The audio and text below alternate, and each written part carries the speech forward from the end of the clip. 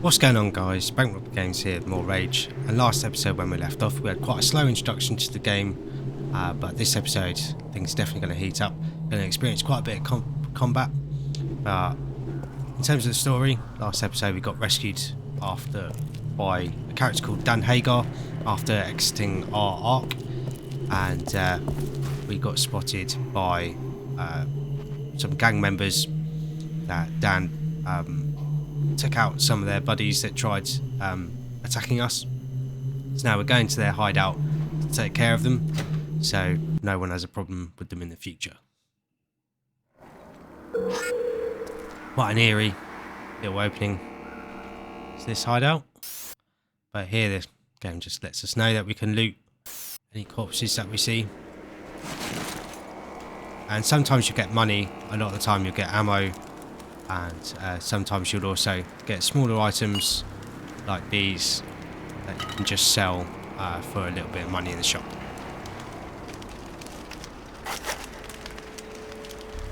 Now we're going to encounter some enemies coming up, and one thing that really stands out with Rage and the combat is the animation system.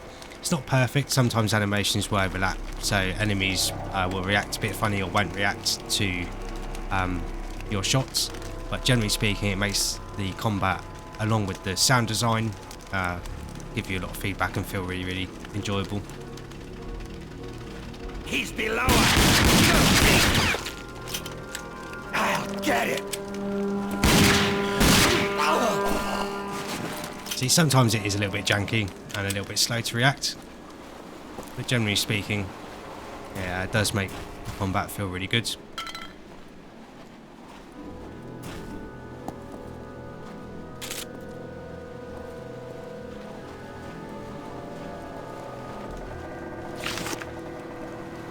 We have already seen the Doom guy. A lot of the mugs, if not all the mugs, have the Doom 3 logo on it. So another little callback to id Software's previous work.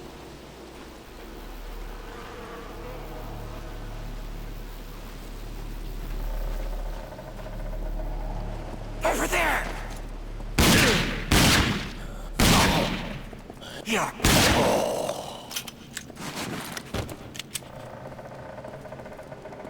As we move forward here, there is another collector card waiting for us.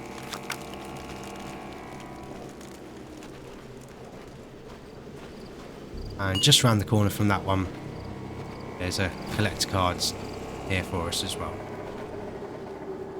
And we'll be able to use these later in a card game, which is a good way of earning some money. And there is an achievement associated with it as well.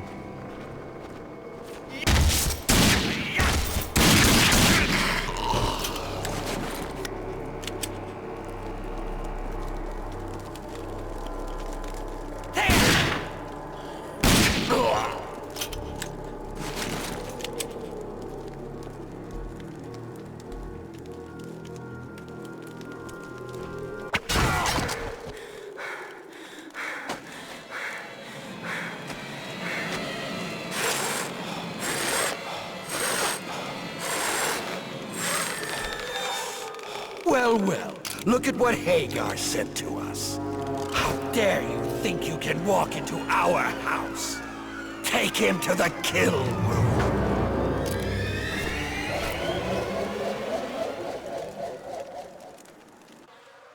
Ah, you're awake. Good.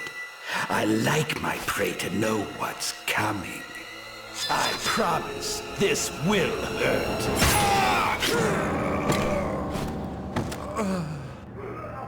So here we get introduced to the sort of second wind mechanic of this game. So we have a defibrillator that, as long as it's charged, will save us from dying, and then we have to shock ourselves to resuscitate ourselves or revive ourselves. And interesting to note is that even though we're playing with a controller on PC, the mini game that you sort of have to do here, the quick time event, is different than it was on the PlayStation 3, which is a little bit of an interesting change. But yeah, basically it's just a reaction, and you have these two nodes on the side, and then they'll race towards this line in the middle, and then you press A to shock yourself, and the closer the nodes are to that line in the middle, the more health you'll get back. because after hitting that middle line, they'll shoot back to the edge, and yeah, then you can end up with not getting much health back if they make it back to the edge of the bar in the middle. It's very simple though.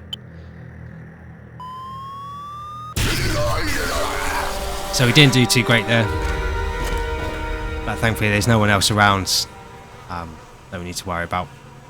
And even though we did use our defibrillator there, the bar on the bottom left of the screen underneath our ammo counter, that's your defib bar, and normally after having to be defibrillated that will empty and have to wait for it to recharge. So we wake up in quite a gruesome room. I won't be able to really look at it because of YouTube, and yeah, they won't like it very much. But just reminding you to save. But there is a autosave feature. Don't know why it wasn't allowing us to save there. That might be because there was a tutorial pop up there. But yeah, there aren't really in-depth stealth mechanics or anything, but you can take out enemies quietly with your wing stick. We got a bit unlucky there and it bounced up to the ceiling and broke rather than returning to us. If enemies see a dead body, we're coming to get you. They'll pick up on it, which happens quite a lot. But sometimes you can get the jump on a couple of enemies. Oh, yes.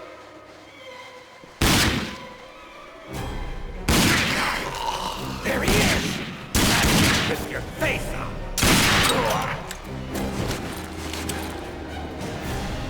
He's over.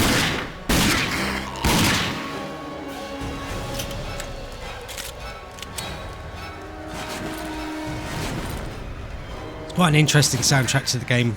I would like a bit of Mick Gordon styled music, considering it is an id Software game. But over here, before we carry on making our way through this area, there'll be our first proper Easter egg. So if you come to this wall, you'll see there's a line here, and sort of a line on this side as well.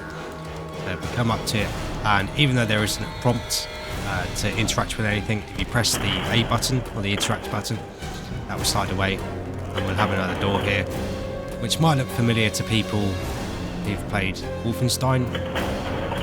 If you come forward, there is a wolf goblet, and other than acting as a Wolfenstein Easter egg, we can sell that in the shop for a decent amount of money. It's not got any other use. But you can see, very rare antique jewel encrusted goblet, looks to be of German craftsmanship. It's a nice little Easter egg there, and there's a couple of these rooms throughout the game that give you items that you can sell for a good amount of money. And I'll be showing all of those off.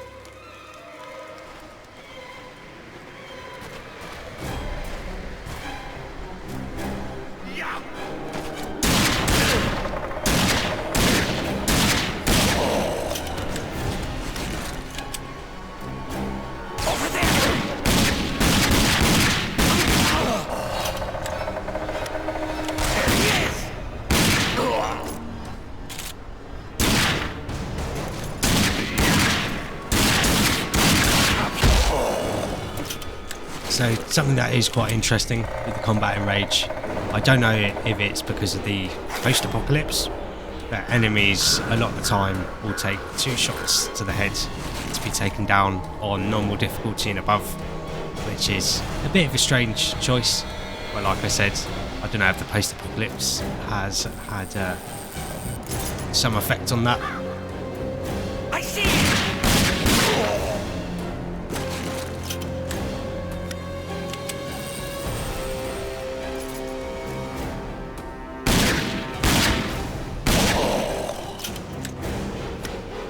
So this is the area above where you got captured. See the statue down there. Get over here! There he is! Yeah. Come here, son of a... Sometimes when you hit enemies, they do just sort of crouch down like that for a second, but it makes it easy to finish them off. And we did just pick up some high explosive grenades. which are very powerful. Crap. But they do have a tendency to sort of liquefy enemies, at which point you can't loot them anymore. Come over to these vending machines. There's a little bit of money hiding in them. It's not the most amount, but every little helps at the start of the game.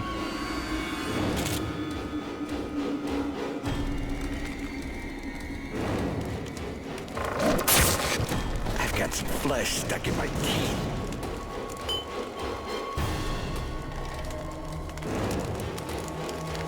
This place needs some decoration with blood.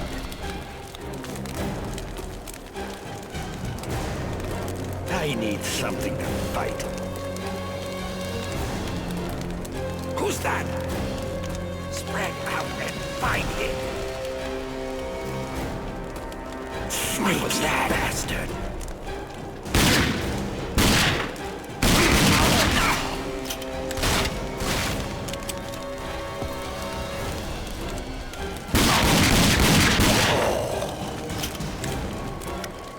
Need help here?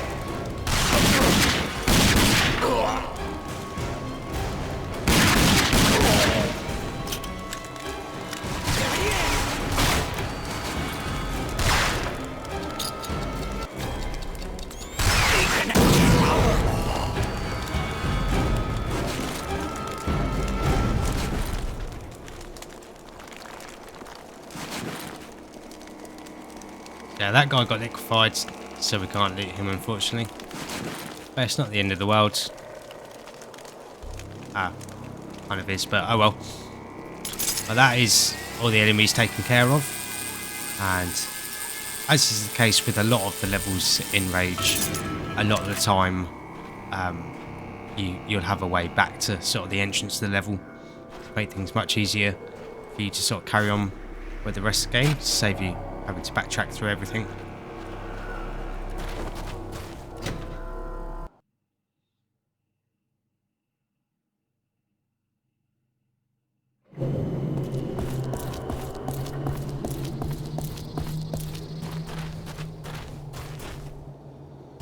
As we come out though, you'll notice the buggy that was here before has gone.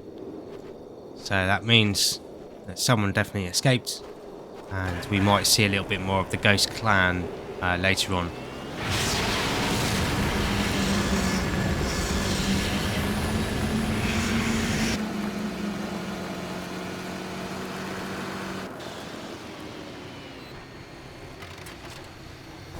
You're not thinking about going down into that sewer, are you?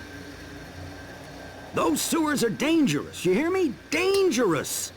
Got mutants down there hoarding everything they can find. I hear it's good stuff, too. Stuff taken from people they kill. So throughout the game, there's several sewers that you can explore for a little bit of relatively minor loot. They tend to have a lot of junk items you can sell in them, along with the mutant enemies. We'll be doing some of these as well, but it is part of DLC that again you can't purchase anymore as far as I'm aware.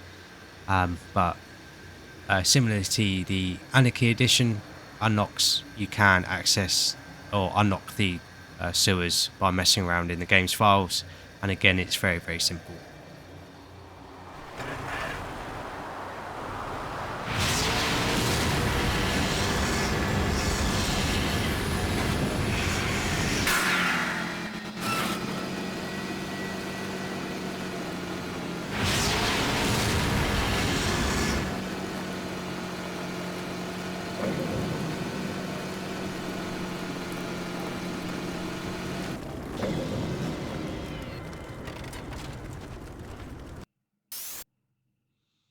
So just a reminder that we can sell all our junk to Haylook and other vendors like him. Good work. We're all a little safer because of that. You got our thanks and that suit of armor I promised. But as you can see, we got other trouble. Listen, the settlement was attacked while you were gone. Bunch of bandits we've never seen before. They didn't take anything, they just came for the kill. We have some good people hurt. And we're running low on medical supplies. I'm gonna need your help again. Just past the hill across the way, you'll find another settlement. They tend to stick to themselves, but they're friends, and they have what we need. Just give this letter to Richter. He'll know what to do. If you help me again, I'll make sure our mechanic in town sets you up with your own buggy. What do you say? Seems like a pretty fair deal. Thank you. And before you go, make sure you got everything you need. Ammo, wing sticks. If not, see Halleck. He's right under the old sign out front. So here we just have a pop-up about the Scorchers DLC, and this is DLC that you will have to purchase. And like I've mentioned before, we will be completing this as part of the playthrough, but it will also have its separate playlist on the channel if that's all you're interested in seeing. It's a pretty fun DLC. It's basically more of the base game. It's quite interesting that the DLC was released so long after the base game came out. But yeah, there's quite a few new areas and a new weapon that you can get for playing through the DLC as well, which is pretty cool.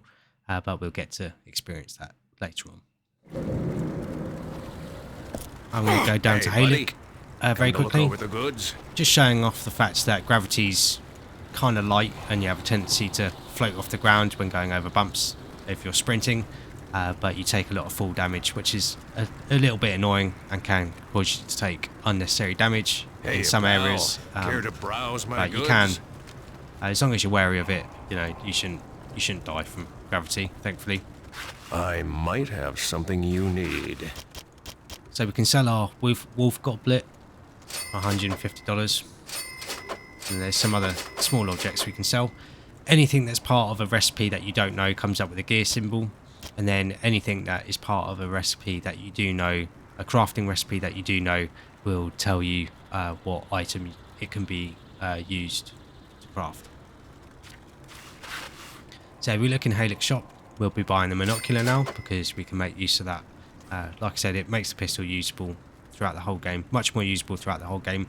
He does also sell the assault rifle, and it's a pretty good weapon. It's basically a post-apocalypse AK-47, and yeah, it's a very fun weapon to use. Again, the sound design for it's really good, but we're not going to buy this even though we have the money, because with the Scorchers DLC equipped, there is a way to get one for free, and it can help make the start of the game a bit easier because you'll be able to purchase other items that are very, very useful. But other than that, there's nothing really in his shop of note. Hope to see you again soon. So now we can get back on the quad bike. And just going to select the next mission that we're doing for Dan. And at the end of this mission, Dan said he'll give us a buggy, and that is something that I do like with the game, is that they tend to give you new items to mess around with at quite a good pace. So you constantly have something new to, whether it be a piece of equipment or a new weapon or a new vehicle. So it keeps things sort of interesting. Looking for Richter? He's up there.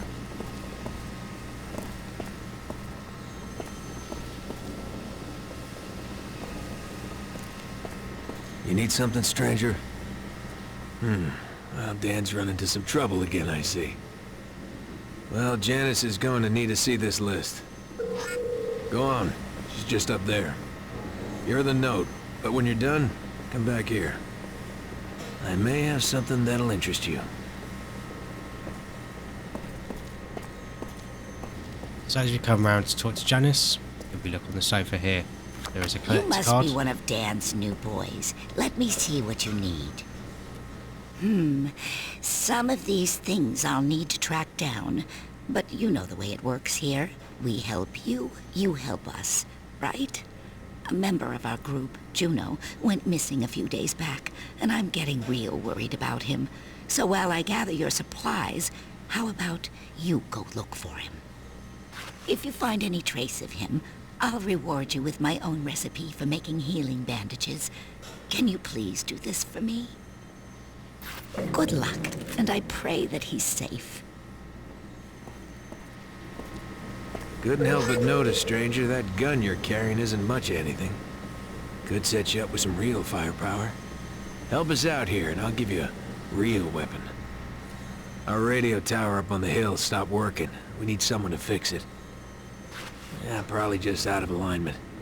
You get it fixed for me. I'll give you a shotgun. Sound good? Good luck. This should be an easy job. So yeah, we definitely didn't want to do this mission because it gives us something new, and the combat shotgun in this game is probably one of my favourite shotguns of any game I've played. The sound design for it's really good, and just the way it sort of handles is really fun. But again, the open world looks really good.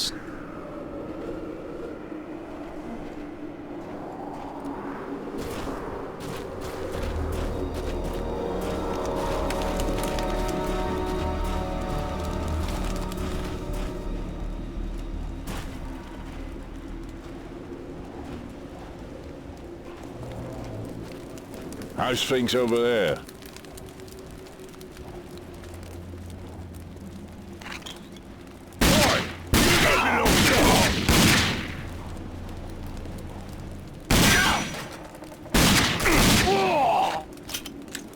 So even with the sort of scope upgrades for the pistol, it hasn't got 100% accuracy, but it does help you make sure to land your targets exactly where you're aiming. And we come down to these steps here. There is another card that we can collect, along with a little bit of minor loot.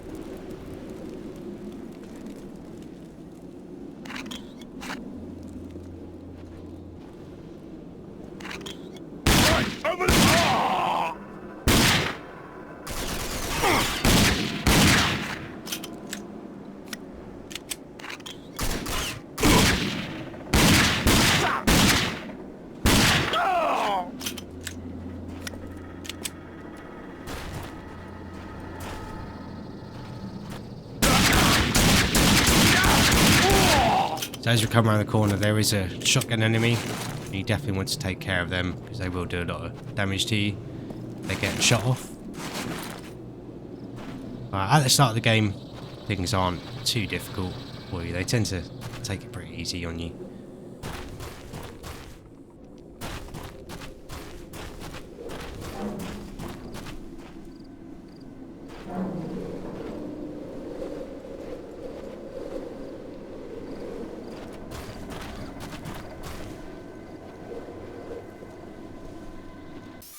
Seeing as we're entering this small building, I'm going to equip our double barrel shotgun we got for pre-ordering or activating the pre-order DLC, and for whatever reason it is compatible with the monocle upgrades, even though it's a close range weapon.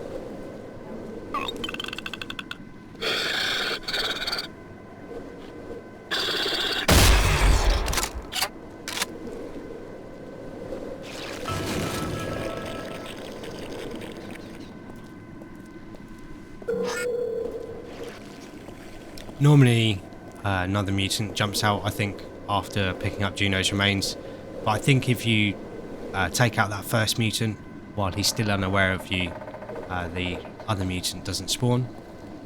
So we managed to pick up Juno's remains. Around the corner before heading up this ladder there is another collector card.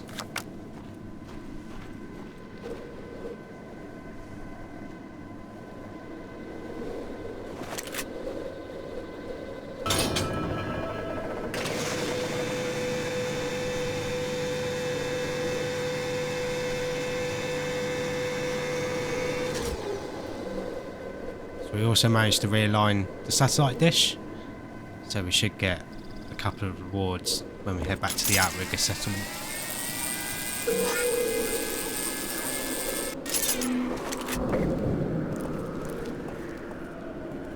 You don't want to run down these stairs because you will take a lot of fall damage with the way the game's gravity is. You made it back.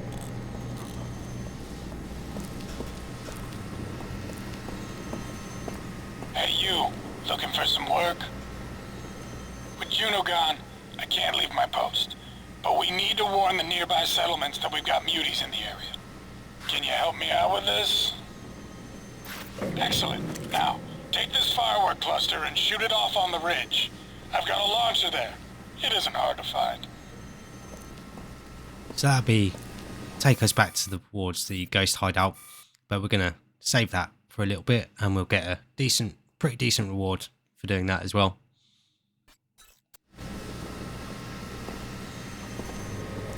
Well, not bad, stranger. Didn't know about the mutants. We usually don't get them this far out. You did good, though. See Janice. She's waiting to hear what you found.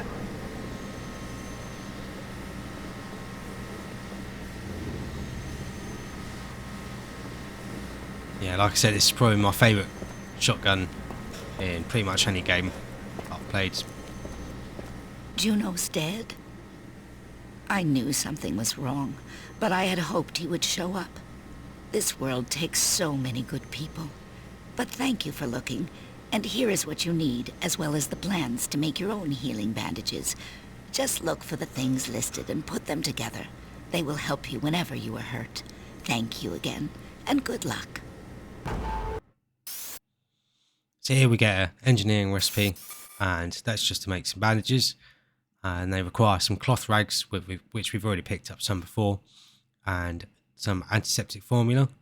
And whenever you pick up a new engineering schematic from a character as a reward from a quest, they give you the resources required to craft at least one of them.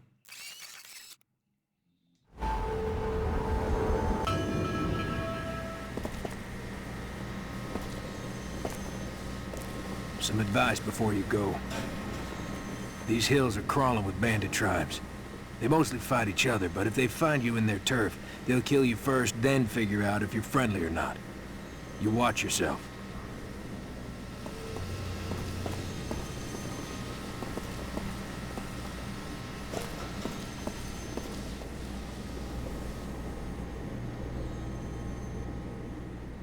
I'm going to wrap this episode up here, and the next episode we'll head back to Dan's and complete a couple of quests. Along with that, we should complete that side quest to get a nice little reward as well. But thank you very much for watching. I hope you guys have enjoyed this episode, and yeah, now we're sort of getting into the game properly after that first episode. But if you have enjoyed this episode and look forward to the rest of the series, please like and subscribe for more, and that way you won't miss out on anything. And we'll make a start on the Scorches DLC pretty soon as well, so we get to experience that. Like I said, thank you very much for watching. I'll catch you guys in the next episode.